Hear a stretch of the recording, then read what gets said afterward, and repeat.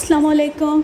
आपकी अपनी अनुषा आपके साथ है अपनी आज की वीडियो में। मैं उम्मीद करती हूँ कि आप सब बिल्कुल खैरियत से होंगे और मैं दुआ करती हूँ कि आप सब जहाँ रहें खुश रहें, शादो आबाद रहें, हंसते मुस्कुराते रहें।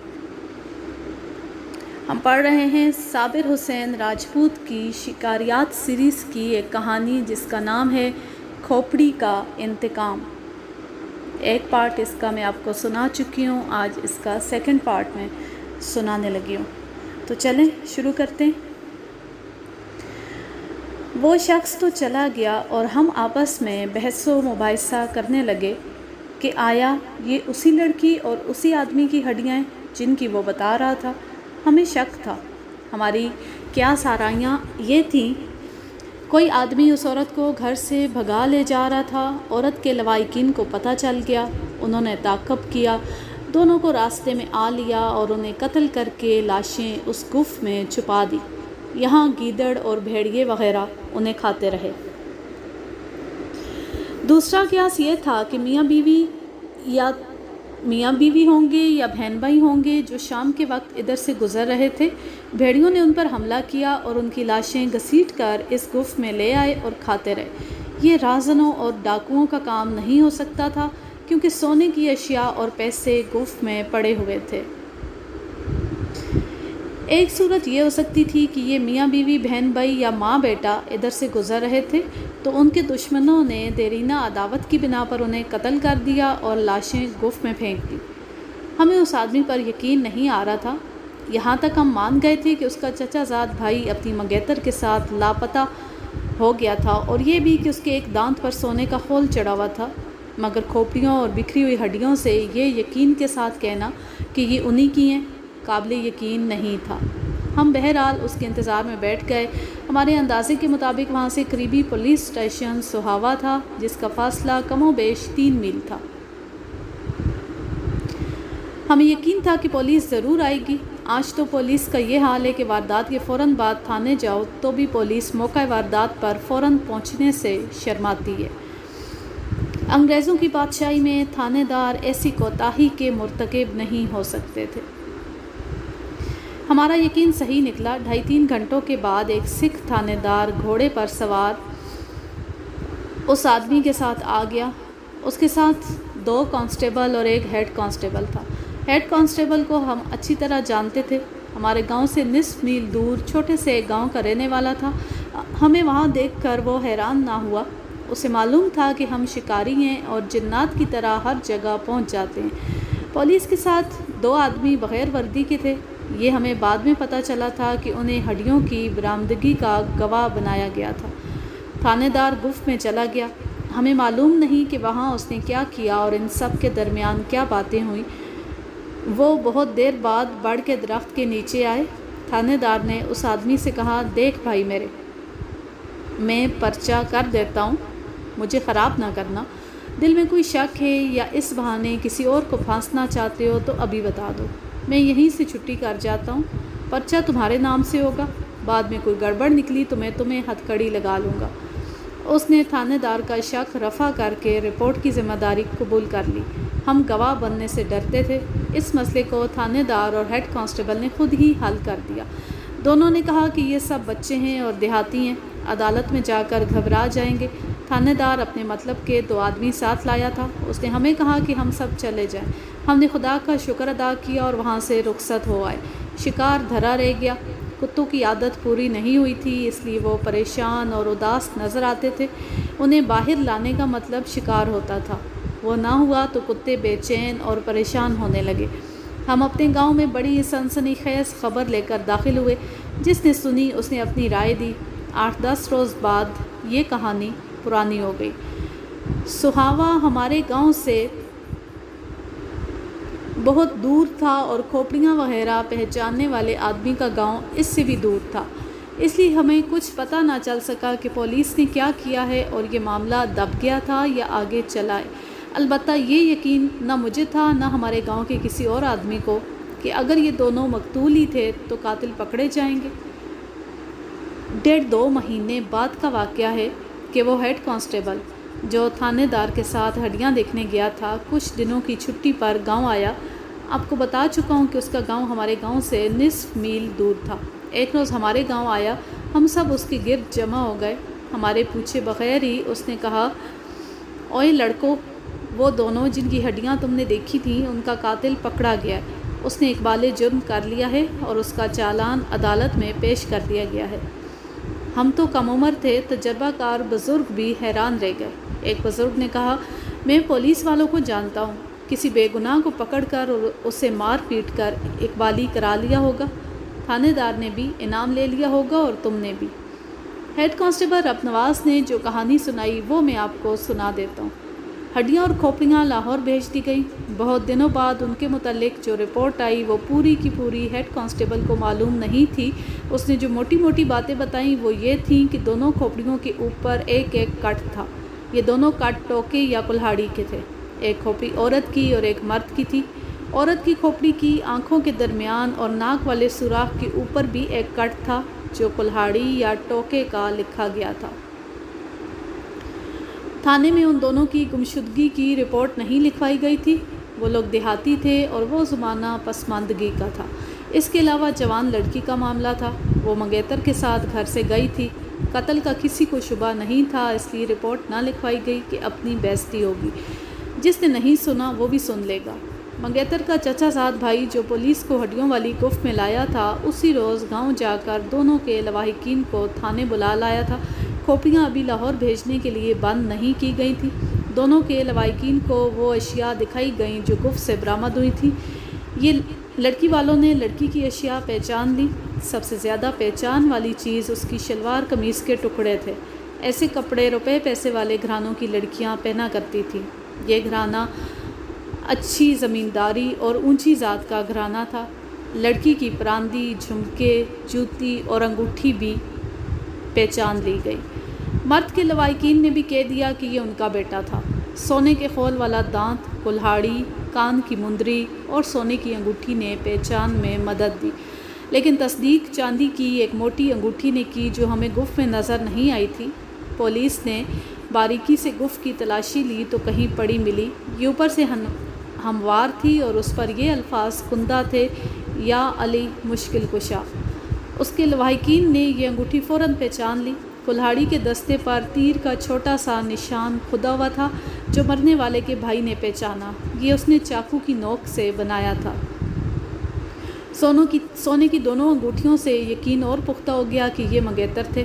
اس زمانے میں دیہات میں انگوٹھیاں آج کی طرح دلکش ڈیزائنوں والی نہیں ہوتی تھیں۔ مردانہ اور زنانہ انگوٹھیوں کا ایک ہی ڈیزائن ہوتا تھا اور ان کے اوپر لال نگ ہوتا تھا۔ پولیس کو گفت سے ایک اور چیز ملی تھی۔ یہ ایک تعویذ تھا جو چمڑے میں مڑا ہوا تھا۔ یہ گھڑی کے سٹیپ کی طرح تھا، یعنی یہ بازو کے ساتھ بندھا ہوا تھا۔ تعویذ پیر لکھا کرتے تھے، جیسا کہ آج کل بھی لکھتے ہیں۔ تھانے دار سکھ تھا، لیکن اسے معلوم تھا کہ ہر دیہاتی کسی نہ کسی پیر کا مرید ہوتا ہے۔ اس نے یہ تعویذ پوچھ کر اپنے پاس رکھ لیا کہ مرنے والا کس کا مرید تھا۔ یہ پورا خاندان ایک ہی پیر کا مرید تھا۔ ہیڈ کانسٹیبل رب نواز نے بتایا کہ جب مرد کے لواحقین نے اس کی اشیاء پہچان کر یقین دلا دیا کہ یہ ان کا بیٹا تھا تو انہوں نے ہنگامہ برپا کر دیا۔ تھانے دار سے کہنے لگے کہ اسے لڑکی والوں نے قتل کرایا ہے۔ تھانے میں لڑکی کے 2 نوجوان بھائی اور باپ موجود تھا۔ ان کی غیرت جوش میں آ گئی۔ انہوں نے تھانے میں ہی لاٹھیاں سیدھی کر لی۔ وہ کہتے تھے کہ اس بے غیرت خاندان کا لڑکا ان کی بیٹی کو ورغلا کر لے گیا تھا۔ اس نے یہ بھی خیال نہ کیا کہ ان کی منگنی ہو چکی ہے۔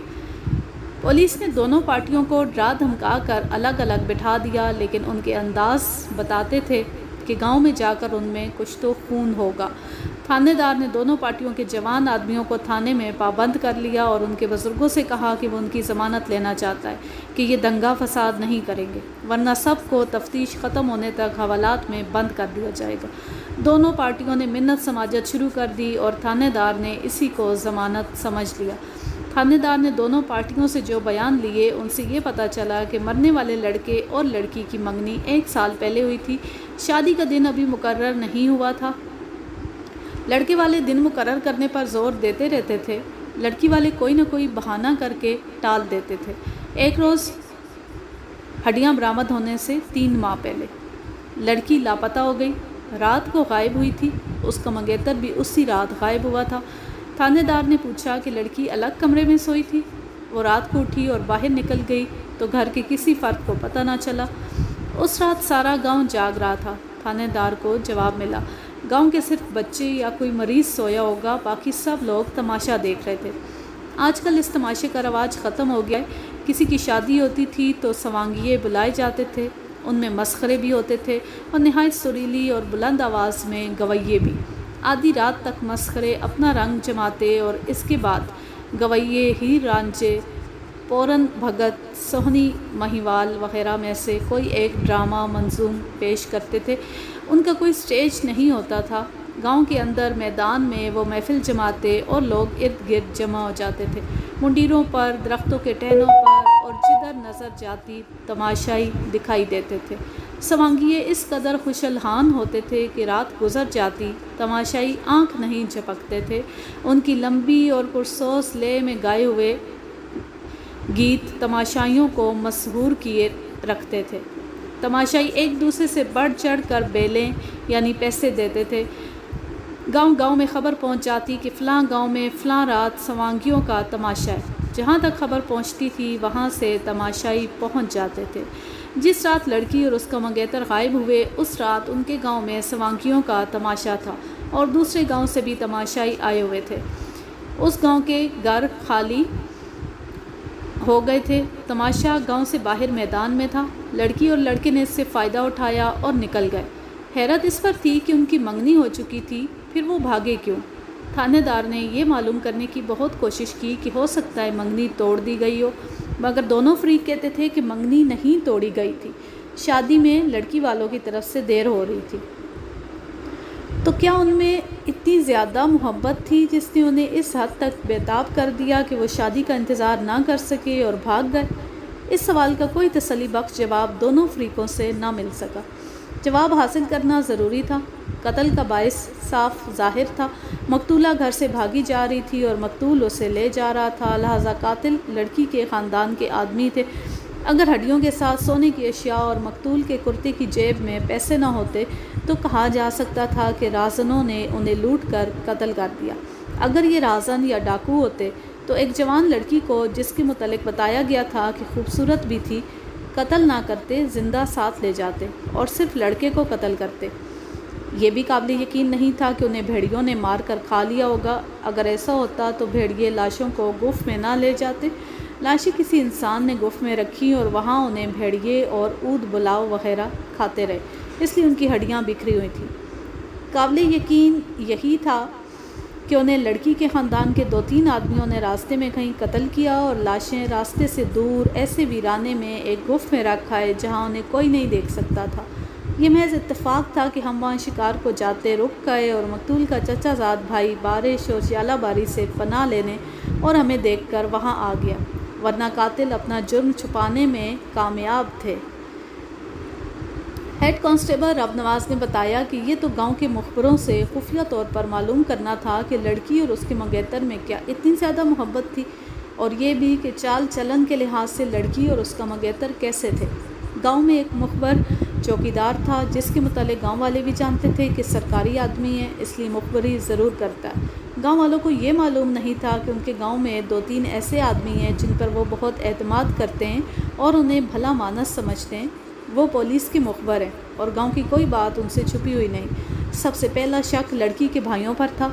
تھانے دار نے انہیں گھر جانے کی مہلت نہ دی، ایک بھائی کو الگ لے گیا۔ ہیڈ کانسٹیبل رب نواز اس کے ساتھ تھا۔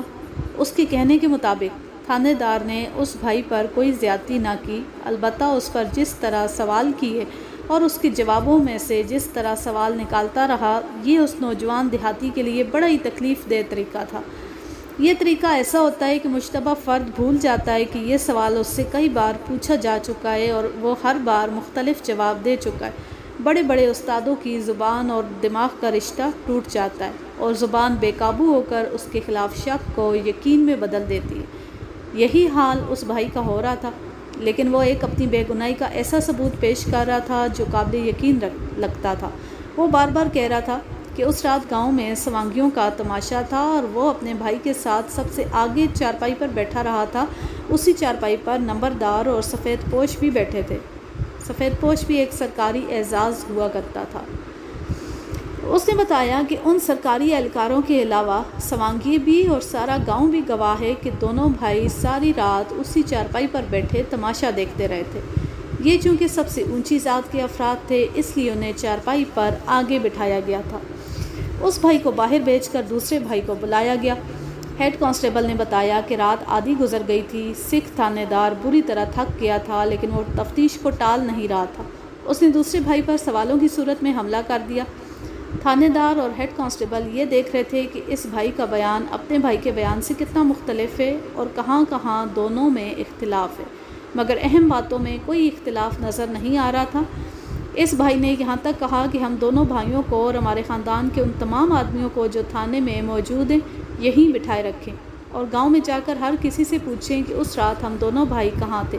اگر گاؤں کا ایک بھی آدمی، نمبردار، چوکیدار اور سفید پوش یا ان میں سے کوئی بھی یہ کہہ دے کہ ہم دونوں بھائیوں میں سے کوئی ایک بھی صرف 1-2 منٹ کے لیے تماشے سے اٹھ گیا تھا تو ہم دونوں پر قتل کا الزام لگا کر قید کر دیں۔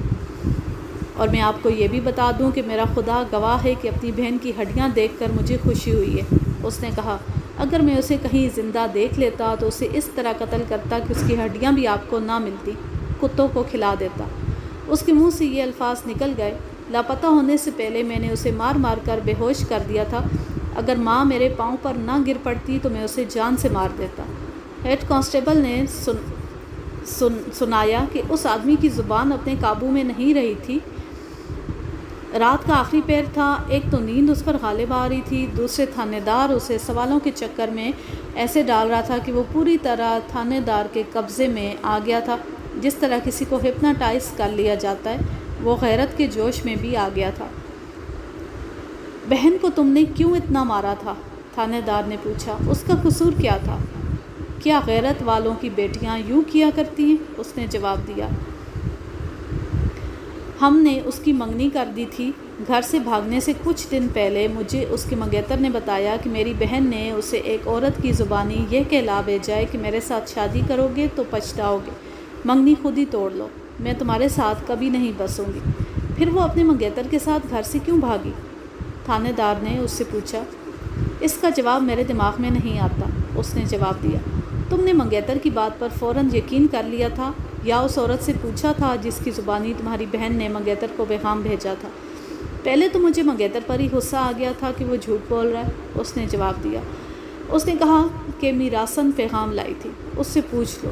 میں اسی وقت میراسن کے گھر چلا گیا، اس سے پوچھا تو اس نے بتا دیا، اور یہ بھی بتایا کہ یہ پیغام پہنچانے کے اس نے میری بہن سے 8 آنے لیے تھے۔ میں نے گھر جا کر بہن کو الگ بلایا اور پوچھا، اس نے بھی جھوٹ نہیں بولا، صاف کہنے لگی کہ ہاں میں نے منگیتر کو یہ کہلا بھیجا ہے کہ میرے ساتھ شادی کرو گے تو پچھتاؤ گے۔ میں نے بہن کے منہ پر بڑی زور سے تمانچہ مارا۔ اس نے بڑے اطمینان سے کہا کہ کلہاڑی لو اور میرے جسم کے ٹکڑے کر دو، اس آدمی کے ساتھ شادی نہیں کروں گی۔ میں نے اسے کہا کہ تمہیں باپ اور بھائیوں کی عزت کا بھی پاس نہیں؟ اس نے کہا کہ تمہاری عزت کا پاس نہ ہوتا تو میں اسی کے ساتھ شادی کر لیتی۔ تمہاری عزت اسی میں ہے کہ منگنی توڑ دو۔ اگر تم مجھے اسی کے ساتھ ڈولی میں بٹھا دو تو میں نہ باپ کی عزت رہنے دوں گی نہ بھائیوں کی۔ پھر میں نے اسے پیٹنا شروع کر دیا، وہ نہ چیخی نہ روئی۔ تم غیرت مند بھائی ہو، تھانے دار نے اسے اور زیادہ ہوا دینے کے لیے کہا، اس لیے میں تمہاری بہن کے متعلق کوئی ایسی ویسی بات نہیں پوچھوں گا۔ تمہاری جگہ میں ہوتا تو میں اپنی بہن کو اسی وقت قتل کر دیتا۔ تم نے یہ معلوم کرنے کی کوشش تو کی ہوگی کہ اس سے، اس منگیتر سے کیوں ایسی نفرت تھی؟ اس کی پسند کچھ اور ہوگی۔ ہم لڑکیوں کی پسند کی شادیاں کرنے والوں میں سے نہیں ہیں، اس نے جواب دیا۔ میرے باپ نے کہہ دیا تھا کہ یہ اس جگہ شادی نہیں کرنا چاہتی تو زہر کھا کر مر جائے، اس کی شادی اسی جگہ ہوگی۔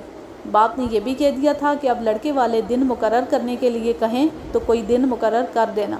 میں نے بہن کے منگیتر کو تسلی دی اور اسے کہا کہ اب شادی کا دن مقرر کر دیا جائے گا، لیکن وہ ناراض معلوم ہوتا تھا۔ اس نے کہا کہ میں سوچ کر بتاؤں گا۔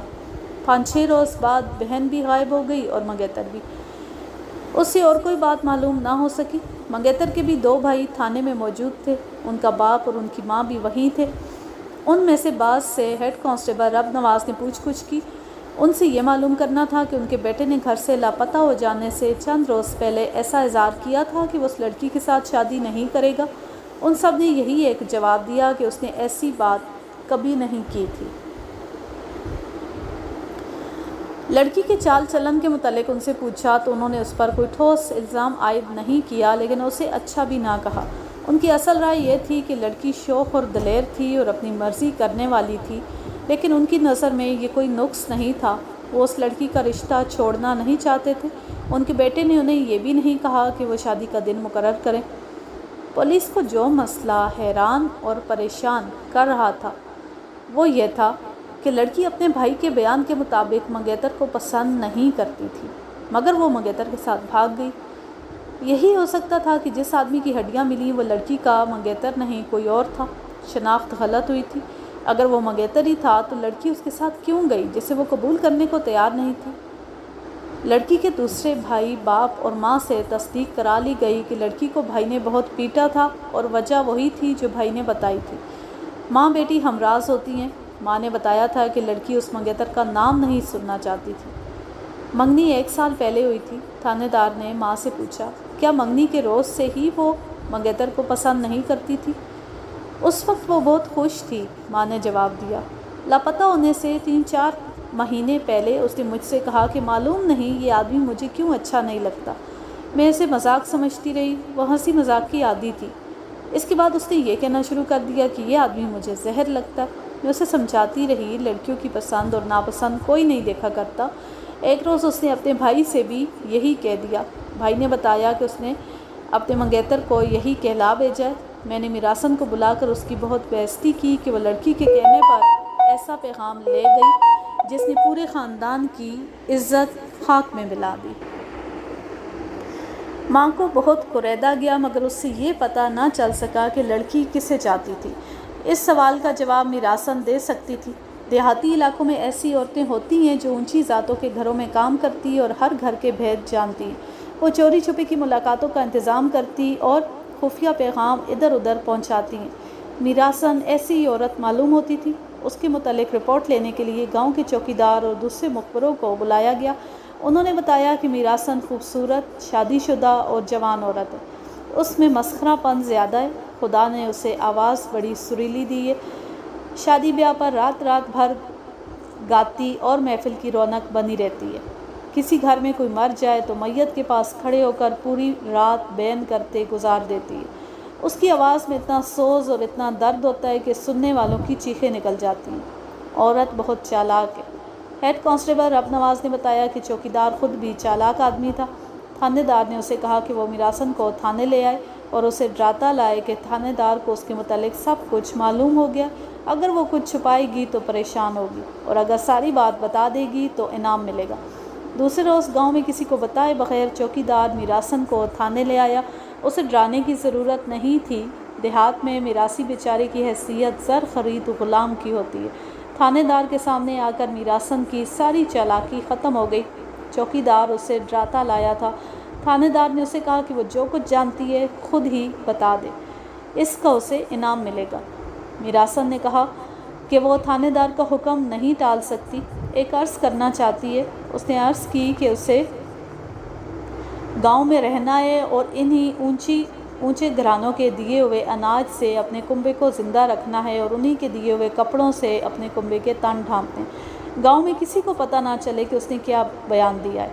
تھانے دار نے اسے یقین دلایا کہ اگر کوئی راز کی بات ہے تو وہ بتا دے، اسے گواہوں کی فہرست میں شامل نہیں کیا جائے گا اور اس کے بیان کے متعلق کسی کو پتہ نہیں چلنے دیا جائے گا۔ اس نے پہلا انکشاف یہ کیا کہ لڑکی 1.5 میل دور کے ایک گاؤں کے ایک آدمی کو دل دے بیٹھی تھی۔ یہ اس کی گمشدگی سے 4-5 مہینے پہلے کا واقعہ ہے۔ اس کا نام اجمل یا اختر تھا، مجھے اچھی طرح یاد نہیں رہا، میں اسے اختر کہوں گا۔ امیر کبیر راجپوت تھا اور خوبصورت جوان۔ اس کے باپ کے نہری مربے کسی نہری علاقے میں تھے۔ اختر کا بچپن اور لڑک پن نہری چک میں گزرا تھا۔ اب وہ اپنے گاؤں میں آ گیا تھا۔ اس گاؤں میں مقتولہ کے خاندان کی قریبی رشتہ داری تھی۔ اختر کو خدا نے جیسا اچھا جسم اور دلکش چہرہ دیا تھا ویسی سریلی آواز دی تھی۔ لڑکی اس کے گاؤں اپنے رشتہ داروں کے ہاں گئی، 2-3 راتیں وہاں ٹھہری۔ ہمارے دیہاتی علاقے میں نہ اس وقت پردہ تھا نہ آج ہے۔ لڑکی نے اختر کو دیکھا بھی اور اس کا گانا بھی سنا، اس کی باتیں بھی سنی۔ وہ لطیفوں کی زبان میں باتیں کرتا تھا۔ لڑکی خود مزاج کی شگفتہ اور ہنسی مذاق کی دل دادہ تھی، خوبصورت بھی تھی۔ دونوں ایک دوسرے کے دل میں اتر گئے۔ ہیڈ کانسٹیبل کے سنانے کے مطابق میراسن کو یہ معلوم نہیں تھا کہ وہ ابتدا میں کہاں ملے، راز و نیاز کی باتیں اور دلوں کا سودا کہاں ہوا۔ میراسن نے یہ بیان دیا کہ لڑکی اسے پیغام لے جانے اور لانے کے لیے استعمال کرتی تھی۔ بعض اوقات اختر شام کے بعد لڑکی کے گاؤں کے باہر آ کر ایک جگہ چھپ جاتا تھا۔ لڑکی اپنی 2-3 سہیلیوں کے ساتھ کھیتوں کو سیر کے لیے جاتی اور انہیں بتا کر اختر کے پاس چلی جاتی۔ ہمارا علاقہ، خصوصاً یہ علاقہ جس کی میں کہانی سنا رہا ہوں، کھڈ، نالوں، مٹی کے ٹیلوں، گھاٹیوں اور پتھریلی ٹیکریوں کا علاقہ ہے۔ 10-12 قدم آگے چلے جاؤ تو دنیا کی نظروں سے اوجھل ہو گئے۔ ملنے کی دوسری صورت یہ تھی کہ کبھی کبھی لڑکی اپنے رشتہ داروں سے ملنے کے بہانے اختر کے گاؤں چلی جاتی تھی۔ مختصر یہ کہ لڑکی اور اختر ایک دوسرے کی محبت میں اس حد تک گرفتار ہو چکے تھے کہ لڑکی نے میراسن سے کہہ دیا تھا کہ وہ اس آدمی کے ساتھ شادی نہیں کرے گی جس کے ساتھ اس کی منگنی ہو چکی ہے۔ میراسن نے بتایا کہ اس نے لڑکی کو سمجھانے کی کوشش کی تھی کہ اس طرح اس کے ماں باپ اور بھائیوں کی عزت تباہ ہو جائے گی، لیکن لڑکی کا دماغ محبت نے ایسا خراب کر دیا تھا کہ اسے کسی کی عزت کی پرواہ نہیں تھی، اور اسے یہ بھی ڈر نہیں تھا کہ کسی کے ساتھ بھاگ جانے کا نتیجہ کیا ہو سکتا ہے۔ میراسن نے بتایا کہ اس نے لڑکی سے یہ بھی کہا تھا کہ اس کا منگیتر اختر کے مقابلے میں بھی اچھا لگتا ہے، یہ بھی خوبصورت جوان ہے۔ لڑکی نے میراسن سے کہا تھا کہ میں جسم اور شکل و صورت کو نہیں دیکھ رہی، میں نے دونوں کی نیت اور دل دیکھ لی ہیں۔ اختر سے میں رات کو تنہائی میں ملتی ہوں، اس نے بدنیتی کی، نہ کبھی کوئی بات کی ہے، نہ وہ کوئی بیہودہ حرکت کرتا ہے۔ اس نے کئی بار کہا ہے کہ تمہیں ڈولی میں بٹھا کر لاؤں گا تو سمجھوں گا کہ میں تمہارے جسم کا بھی مالک ہوں۔ ابھی ہم نے صرف دلوں کا سودا کیا ہے۔ محبت کو تمہاری آنکھوں کی طرح شفاف اور پاک رکھوں گا۔ میں نے تمہیں اپنے دل میں تمہارے باپ اور بھائیوں کی امانت سمجھ کر رکھا ہے، اس میں بے ایمانی نہیں کروں گا۔ ادھر میرا منگیتر ہے جسے معلوم ہے کہ میں اسی کی بیوی بنوں گی، لیکن اتنا اوچھا آدمی ہے کہ 3-4 بار مجھے کھیتوں میں ملا اور مجھے ذرا پرے چلنے کو کہا۔ میں نے اسے شرم دلائی تو ایک بار اس نے کہا کہ تم میری بیوی تو بن ہی چکی ہو، فرق کیا رہ گیا۔ اس بدبخت کو میرا صرف جسم چاہیے، اسے میری عزت کا کوئی خیال نہیں۔ ایسے اوچھے آدمی کو میں مرد نہیں سمجھتی۔ آج کے لیے بس اتنا ہی۔ اب میں لیتی ہوں آپ سے اجازت۔ جہاں رہیں خوش رہیں، شاد و آباد رہیں، ہنستے مسکراتے رہیں۔ اللہ حافظ، اللہ نگہبان۔